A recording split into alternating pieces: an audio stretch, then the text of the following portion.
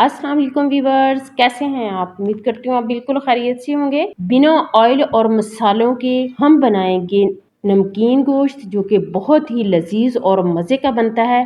नरम और जूसी नमकीन गोश्त की रेसिपी आज मैं आपके साथ शेयर करूंगी, जो आज तक कभी नहीं आपको किसी ने नहीं बताई। मैं हर बार इसी आसान तरीके के साथ ये रेसिपी बनाती हूँ, तो बहुत मज़े की बनती है। मेरी जो अम्मी थी वो भी इस तरीके से बनाती थी, आप भी ज़रूर ट्राई कीजिएगा। आपको तो चलिए इसको बनाना शुरू करते हैं। बिस्मिल्लाहिर्रहमानिर्रहीम। गोश्त लिया मैंने 1.5 किलो। इसे तकरीबन 20 मिनट पानी में भिगो के रख दिया था, ताकि इसका जो ब्लड है वो अच्छी तरह से निकल जाए। आपने हड्डी वाला और नरम दोनों तरह का गोश्त शामिल करना है। ये नहीं है कि सिर्फ हड्डी वाला गोश्त शामिल करें, दोनों करेंगे तो ज्यादा मजे का बने। अब इसे जो है ना कुकर में बनाते हैं, ताकि जल्दी में झटपट से तैयार हो जाए।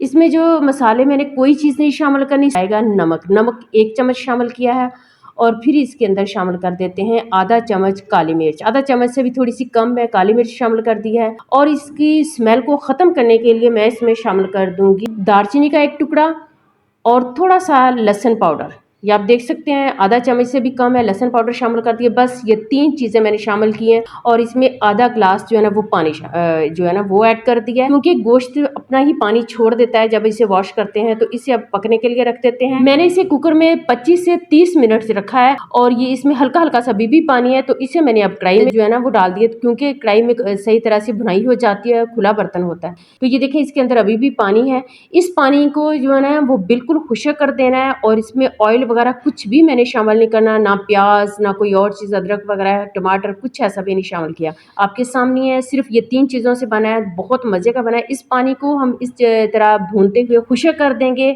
और ये खुद ब खुद इसके अंदर हल्का हल्का सा ऑयल आना शुरू हो जाएगा। जब आप देखेंगे कि बोटियाँ जो वो नीचे लगना शुरू हो चुकी हैं, इसका पानी अच्छी तरह से खुश्क हो गया, तो समझ लें आपका जो है नमकीन गोश्त बिल्कुल तैयार है। इस तरीके से बनाया हुआ गोश्त जो है ना वो एक तो हल्का हो जाता है। वो जो कुर्बानी का गोश्त होता है वैसे ही बहुत ज्यादा वो ताकतवर होता है, तो उसमें हम अगर ऑयल मसाले प्याज मजीद ज्यादा चीजें ऐड करेंगे तो वो खाया नहीं जाता इतना। साथ में बनाई है मैंने आलू बुखारे की चटनी।